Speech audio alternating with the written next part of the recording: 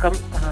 பிஜு ஜனதா தள கட்சியை சேர்ந்த முன்னாள் ஐஏஎஸ் அதிகாரி வி.கே. பாண்டியன் அவர்கள் பார்த்தோமேனால் தீவிர அரசியலிலிருந்து விலகுவதாக தற்பொழுது அறிவிப்பை வெளியிட்டிருக்கிறார்.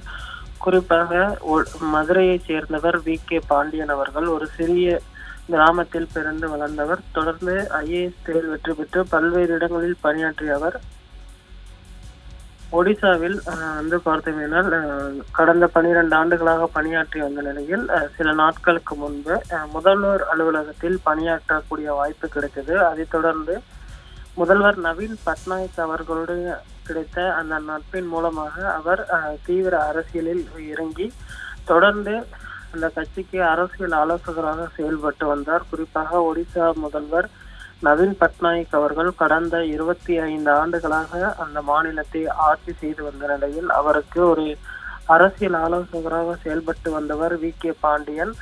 அவர் குறித்த விமர்சனத்தை பாஜக கடந்த தேர்தலில் கையில் எடுத்தது. குறிப்பாக ஒரு தமிழகத்தை சேர்ந்தவர் ஒடிசாவை ஆள்வதா என்று அந்த இன அடிப்படையிலான அந்த பிரச்சாரத்தை முன்வைத்த சூழ்நிலையில் ஒடிசாவில் தற்பொழுது பாஜக ஆட்சி அமைக்க இருக்கிறது. அதே போன்று ஒடிசாவில் மக்களவை தொகுதிகளில் பெரும்பான்மையான இடங்களை பாஜகவே வென்று பெற்றிருக்கிறது.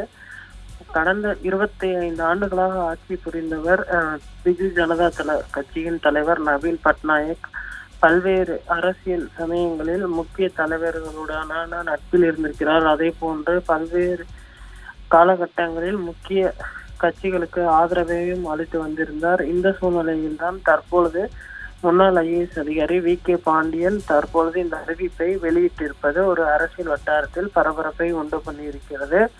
குறிப்பாக அவரது அறிவிப்பில் முக்கிய அம்சம் என்னவென்று சொன்னால், எனக்கு ஐஏஎஸ் ஆகும் பொழுது இருந்த சொத்துக்களே தற்பொழுதும் இருக்கிறது. எனக்கு வேறு எந்த புதிய சொத்துக்களும் இல்லை.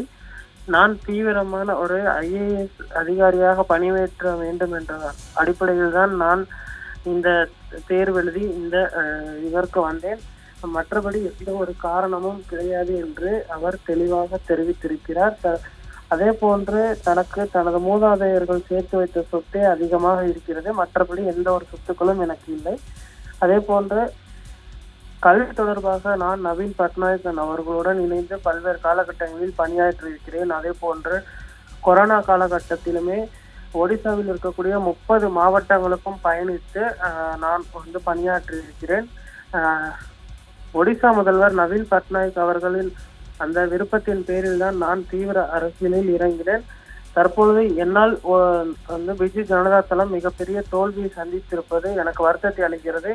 நான் பிஜு ஜனதா தளத்திற்கும் பிஜு ஜனதா தள தொண்டர்களிடமும் மன்னிப்பு கேட்டுக்கொள்கிறேன் என்ற ஒரு பகிரங்க அறிவிப்பை வெளியிட்டு வீடியோவாக வெளியிட்டு தற்போது தனது ஓய்வை அறிவித்திருக்கிறார்.